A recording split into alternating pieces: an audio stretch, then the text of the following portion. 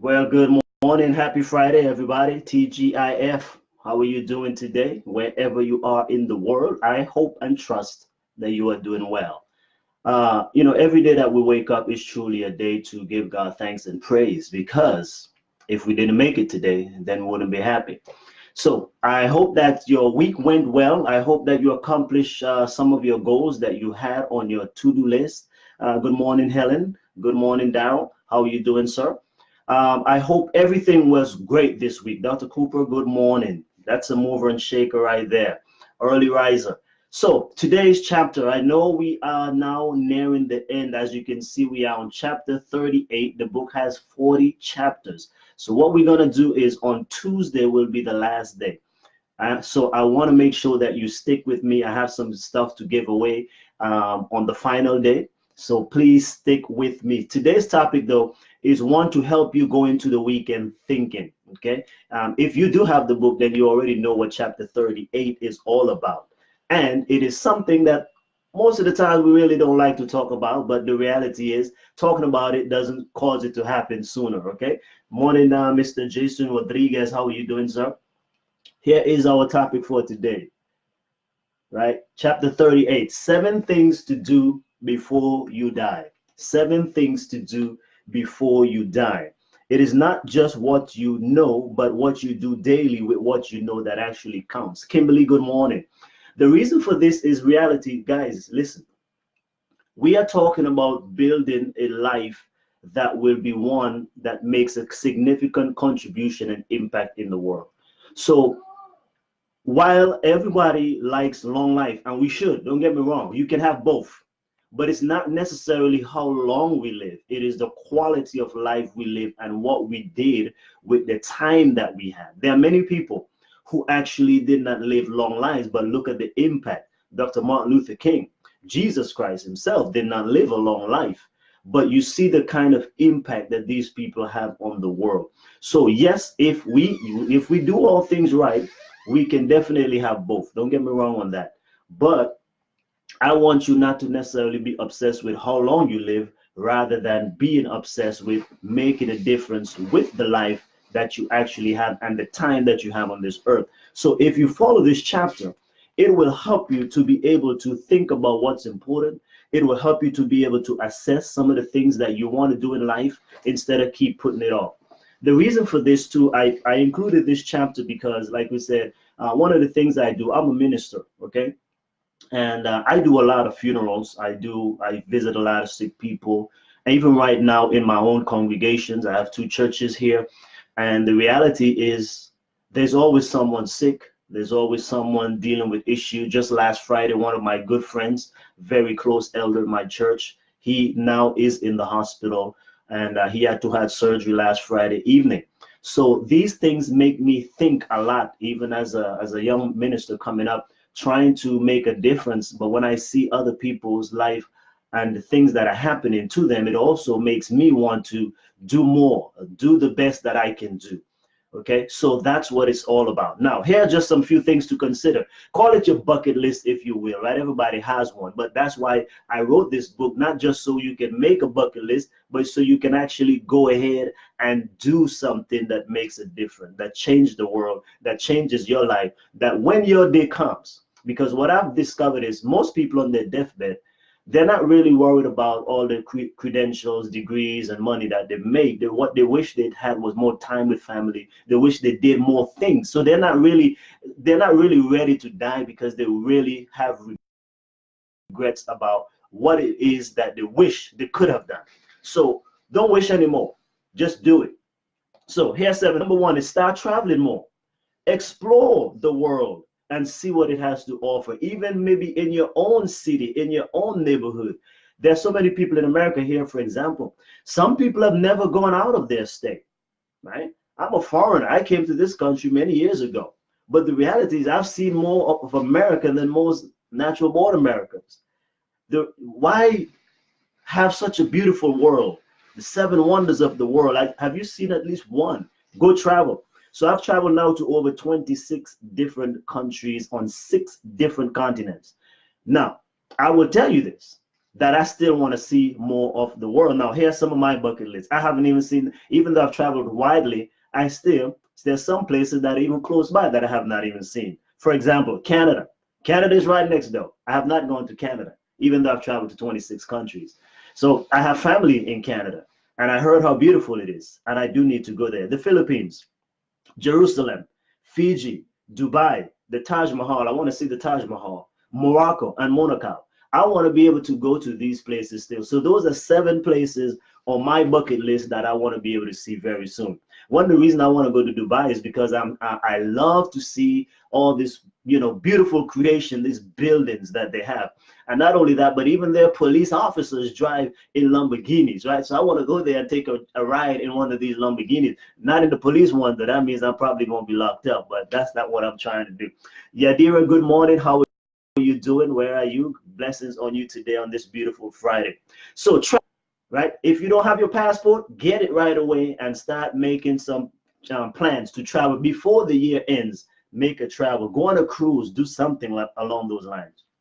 Okay. Number 2, make a living doing what you truly love and are passionate about. This too is another reason for regret when the messenger of death comes, because people are working in jobs that they hate, for bosses they hate, for money they hate. And the reality is, even though we want to survive, yes, it's better to take a job than not to have one at all. But why spend all that time in school and so much money, and yet you are unsatisfied, unfulfilled, because you're not doing something that you're passionate about? So especially if you're already in your middle age and approaching 50 and so forth, my friends, start doing something that you truly are passionate about, that brings you joy and contribution. All work is great, provided that it's not illegal. But the reality still is that we need to feel, in our hearts of heart, that intrinsic motivation that we are doing something that is in line with our values and in line with our purpose and our calling.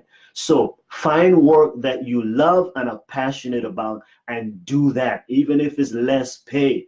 Do what you're passionate about, and that brings fulfillment to you and make a lasting impact, because that's what's going to count at the end of it all. Number 3, pay off all your debts. Now, I know in our debt-laden world, this is a big issue. And so I'm encouraging you, because at the end of life, it's better to leave your family with businesses than with bills, okay? Sometimes we cause more pain to our family members, because when it is our time to leave this world, we are leaving behind a lot of financial baggage and bondage. That, I think, is not good. So one of my thing is, we should become debt free as much as possible, especially God's people who say they believe in prophecy and these type of things. My brothers and sisters, hear me loud and hear me clear. I don't mean to preach to you on Friday morning. But what I really want you to do is honestly think about wasting money. One of the best financial decisions you can make, it's not even about making more money, but one of the best financial decisions you can make is to get rid of some of your debts. Because if you got rid of some of your debts, that means you have more money that you can keep. Sylvia, how are you doing? Sylvia Gandu, from all the way from Zambia, Africa. Welcome. Blessings to you.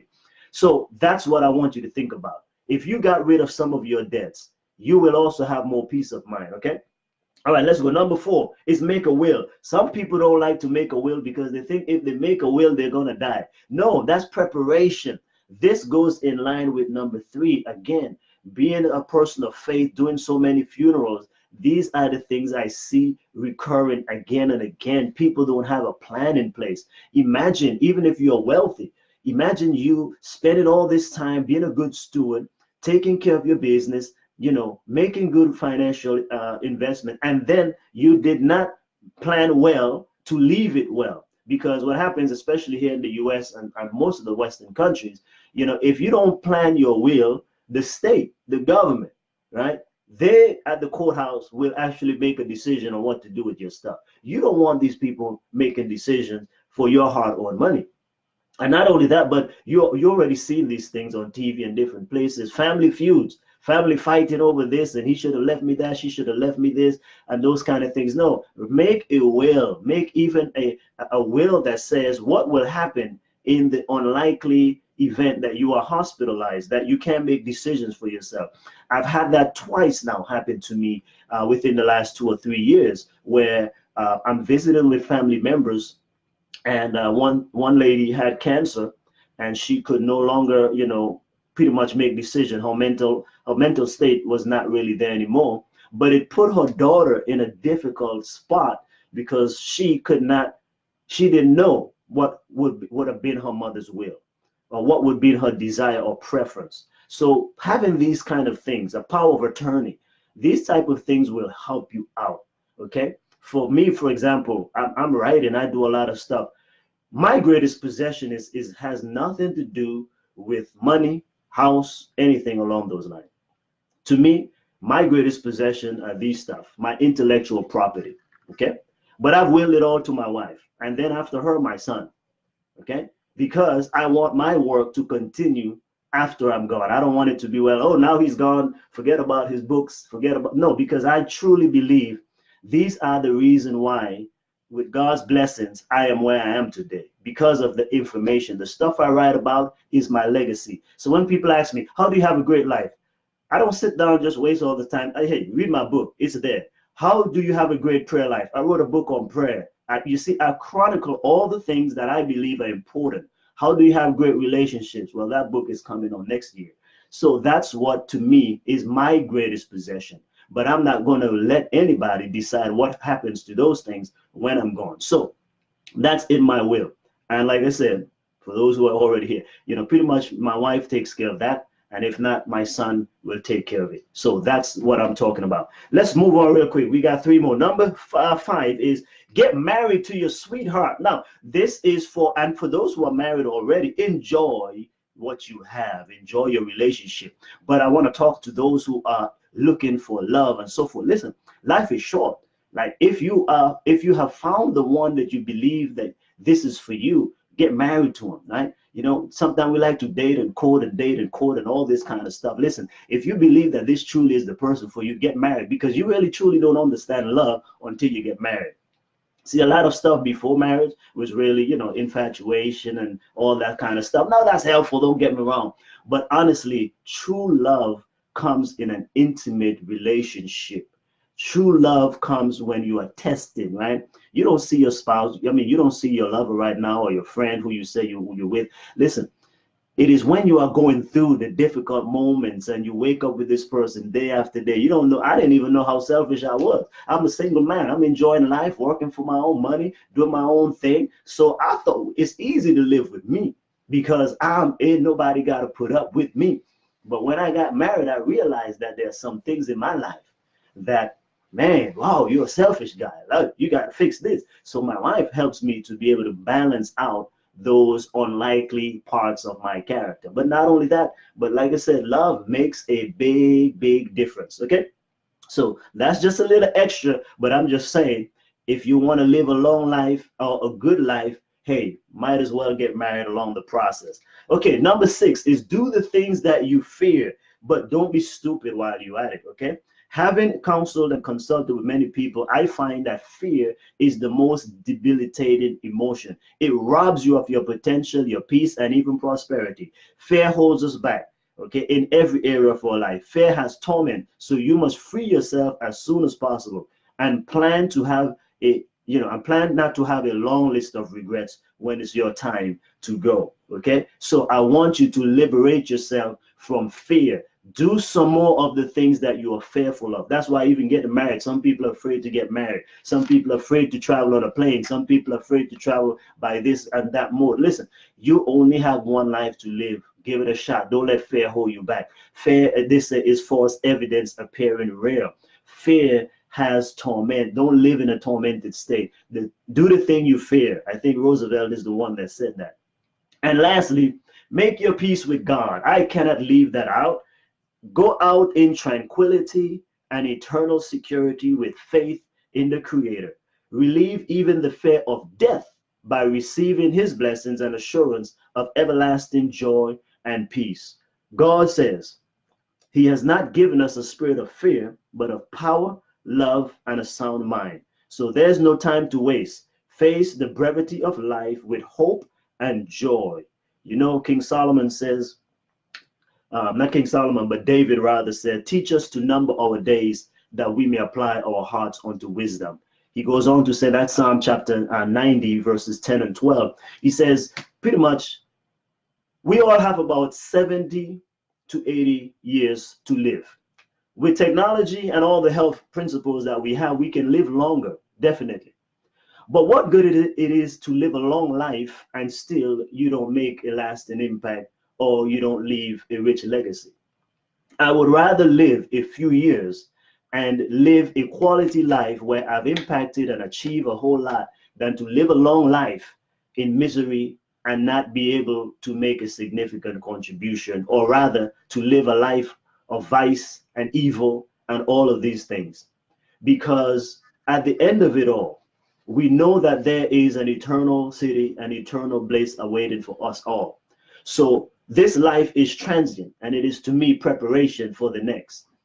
So, but we can enjoy life right now. We don't have to put it off. Sometimes we put off all these things and we wait for some other better time. No, the best time to do it is now. We are already in the third quarter of this year. Time is passing by. You're not getting any younger. For those who may be on here, young people, if you want to go back to school and get a degree, get an education, now is the time. Right? It will never be convenient. You wait until you get all the right money. You wait until your kids grow up. You waiting to get married. You waiting, and life passes you by. 2, 3, 4, 5 years pass by, and we haven't done anything. The reason for that is because really we are fearful. That's why you have to face fear, and you have to face it head on. But the best way to conquer fear is doing the very thing that you fear. Think about it this weekend. Monday is not going to change. I can predict how, I'm not a prophet, but here's what I'm going to say. I can predict how next week is going to go for you. It will go pretty much the same way it went this week and last week and the week before that. You know why? Because unless you do something different, your week and time doesn't change for you. So your situation will keep being what they are unless you do something different. Listen, I don't want my life to go down in vain. I want to make all the impact. And that's why even for last quarter alone, I was able to write and publish 3 books. So anyhow, that's what I want to leave with you. 7 things that you need to do before you die. So over the weekend, think about this seriously and write down some things. Start making some plan this weekend. Or even use the weekend to travel. Get out of your city, get out of your state, go somewhere else.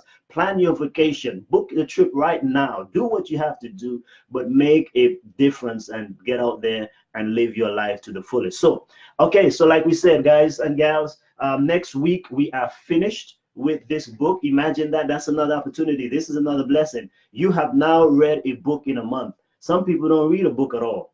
Most people, when they graduate school, never read a book again, but reading is helpful. Readers are leaders and leaders are readers. So I have several of my books. I want to give some away. Okay, so next week I'll be giving away a few books. So make sure that you are there next week, Tuesday. Okay, so Monday we have 1 more chapter to do, and then Tuesday we'll wrap it up. And I'm going to tell you what we're going to do next as we go into another reading session. But again, make sure you go get your copies. They're all available. Amazon, Barnes & Nobles, Apple iBookstore, Lulu, Kobo, wherever books are sold online, you can find these things. Okay, you can get them in soft cover. This is a soft cover. You can get it in hardcover, or you can get it on your phone, wherever have you. Go to strategicsecrets.com. And here's another thing I leave with you, not to keep you guys, but here's the thing. When you get these resources, this is part of my legacy and part of my contribution and being great. If you notice on the back of my books, I don't know if you can see this one, it's kind of fine print, but right here on the back of the book, it says, thanks for supporting the movement. Proceeds from each purchase of this book supports humanitarian projects in the US and overseas. I use my intellectual knowledge to be able to produce books and courses. So if you go on my website, if you follow me, know that anything that you buy from me goes towards helping others and goes towards all these places that I travel to these many countries, to bring hope and healing in communities, to transform many thousands of lives every single year. So that's why I'm telling you, you're not enriching me. you're actually just helping, and which means you are part of that as well. Because if you purchase from this stuff and we're able to gain resources, now we can spread out those resources. Like we said, we do projects right here in the U.S., in our own city, and we do them around the world. We help people in many different areas, in their physical, in their spiritual life, in so many different ways. We are able to help people go back to school, sponsor people into college and different things like that, because that's what it's all about. That's the kind of contribution. So I say I have one biological son right now, but I believe I have more children around the world, because these are my spiritual children, as it were, because I bless so many people. You allow me to do that. So when you buy from us, that's what you allow us to do. Robert, good morning. Again, go to strategicsecrets.com. Check out my blog also. That's a blog, and I have some online courses. You can check them out over this weekend, and let us make a difference together. God bless you. Enjoy your weekend. I will see you on Monday.